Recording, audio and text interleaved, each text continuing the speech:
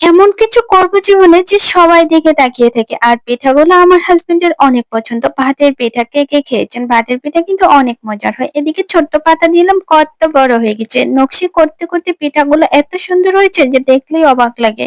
গুড়গুলো জাল করে নিয়েছি একেবারে টানা করে। তো হ্যালো ভিউয়ার্স, কি অবস্থা সবার? আলহামদুলিল্লাহ আমরা ভালো আছি। আজকে দেখাবো তোমাদের অনেক রকমের পিঠা, যে পিঠাগুলো আমার অনেক ফেভারিট। আর এই পিঠাগুলো বানাতে কি, কি লাগছে তাও তোমাদের বলে দিব। এটাকে অনেকে নকশি পিঠা বলে, অনেকে ফুল পিঠা বলে। পিঠাগুলো দেখতে কিন্তু মাশাআল্লাহ অনেক সুন্দর লাগছে। এটা বানাতে একেবারে ইজি, শুধু হচ্ছে চাউলের গুঁড়া, লবণ, পানি, এই তিনটা উপকরণ দিয়ে পিঠাটা বানাতে পারবে। আর ডিজাইন করার জন্য তোমরা সই অথবা খেজুর কাটা নিতে পারো। খেজুর কাটা নিলে সবচেয়ে বেশি সুন্দর ডিজাইন করা যায়। ঈদ আসছে বলে কথা, ঈদে কিন্তু অনেক রকমের পিঠা খেতে হয়। মেনলি আমি কিন্তু পিঠাগুলো বানাইনি, সব পিঠা বাড়ি থেকে পাঠিয়েছে আমার কাকিমারা। তো দেখতে পাচ্ছ এখানে কিন্তু প্রায় 4 রকমের পিঠা আছে। বলবা কোন কোন রকমের পিঠা আছে? এই পিঠাগুলোকে কারে এলাকে কি বলে? কাকিমারা প্রতি বছরই আমার জন্য অনেক রকমের পিঠা পাঠায়। এবছরও অনেক রকমের পিঠা পাঠিয়েছে। যেহেতু আমি বাড়িতেও এবার যাই নাই, তাই ঈদের আগের দিন সন্ধ্যাবেলা সবগুলা পিঠা ভাইরা নিয়ে আসে। তো পিঠাগুলো তৈরি করার জন্য শুধু লাগবে লবণ, পানি আর চাউলের গুঁড়া। এই তিনটা উপকরণ দিয়ে সবগুলো পিঠা তোমরা বানাতে পারবে। বানানোর জন্য এক একটা উপকরণ লাগবে। তো এখানে দেখছো গুড়গুলা জাল করে নিচ্ছি একেবারে টানা করে। এটা হচ্ছে আমি গুড় পিঠার মধ্যে দিব যখন তেল থেকে ভেজে উঠাবো তারপরে। এগুলো নিয়েছি আখের গুড়, তোমরা চাইলে হচ্ছে চিনিটাও ছিটিয়ে দিতে পারো, ওটা থেকে বেশি ভালো লাগে। গুড়ের মধ্যে দিলে গুড়টা খেতে অনেক বেশি ভালো লাগে। তো একে একে পিঠাগুলো দিচ্ছি আর ভেজে নিচ্ছি। তোমরা দেখছো পিঠাগুলো কত সুন্দর লাগছে। পৃথিবীতে অনেকে অনেক কিছু পেয়ে খুশি থাকে, আবার অনেকে অনেক কিছু পেয়েও খুশি থাকে না। তো আলহামদুলিল্লাহ, আল্লাহ আমাকে যা দিয়েছে তার জন্য আল্লাহর কাছে লাখো কোটি শুকরিয়া। মানুষের মুখে সবসময় একটা কথা বলতে শুনি, মানুষ নাকি সবকিছু পায় না, একদিকটা না একদিক না শূন্যতা থাকে। ঠিক তেমনি আমারও মধ্যে আলহামদুলিল্লাহ আমি সবকিছু পেয়েছি, কিন্তু একটা জিনিস পাই নাই, মন মন ভরে উপভোগ করতে পারি নাই। অল্পতেই নিভে গেল আমার জীবনের সবকিছু আলো।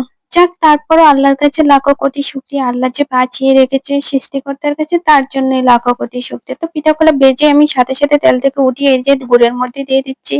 একেবারে গরম অবস্থায় দিতে হবে। তোমরা শুধু তেলে থেকে উঠাবা আর এভাবে হচ্ছে গুড়ের শিরার মধ্যে দিয়ে চাপে ধরে রাখবা, তাহলে দেখবে পিঠার ভিতরে সুন্দর করে গুড়গুলা ভিতরে ঢুকে গেছে। আর খেতে অনেক বেশি ভালো লাগে। আমি হচ্ছে গুড়গুলা অনেক বেশি টানা করে ফেলেছি। গুড়টা চুলাতে বসিয়ে এক হাতে মোবাইল টিপতেছিলাম আর এক হাতে এটা নাড়তেছিলাম। কখন যে এটা এত শক্ত হয়ে গেছে, মানে এত টানা হয়ে গেছে যে বুঝতেই পারিনি, অনেকটা টানা হয়ে গেছে। তারপরেও কিন্তু খেতে ভালো লাগে। বেশি করে গুড় হলে খেতে অনেক বেশি ভালো লাগে। পিঠাগুলো কিন্তু একেবারে ছোট আর তেলে দেওয়ার পর অনেক বড় হয়ে যায়।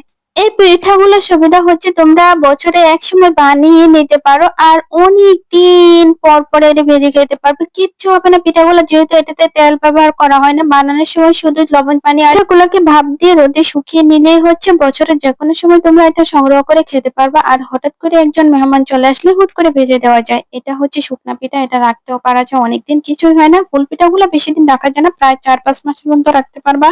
তারপর না হলে তেতা হয়ে যাবে আর কি। তো এই যে একে একে আমি সবগুলো পিঠা ভেজে নিচ্ছি, কারণ সময়ের কারণে। একেবারে ভোরে ভোরে উঠেছিলাম সকালবেলা ঈদের দিন, একেবারে 4টার দিকে উঠিয়া হচ্ছে আগে সেমাই পিঠাগুলো রান্না করে নিয়েছি, তারপর হচ্ছে পিঠাগুলো ভেজে নিচ্ছি। যেহেতু যদি কেউ আসে পিঠাগুলো যেন দিতে পারি। আর আশেপাশে যেহেতু অনেক ভাবিরা আছে, সবাইকে নিয়ে একসাথে মজা করে খাবো আর ঘোরাফেরা করবো এই আর কি। আর এখানে ছিলাম তো মনটা অনেক খারাপ ছিল, কারণ আমার জীবনের ফার্স্ট টাইম এখানে ঈদ করা। কখনো আমি এখানে ঈদ করি নাই, সবসময় গ্রামে অথবা শ্বশুর বাড়িতে ঈদ করা হয়।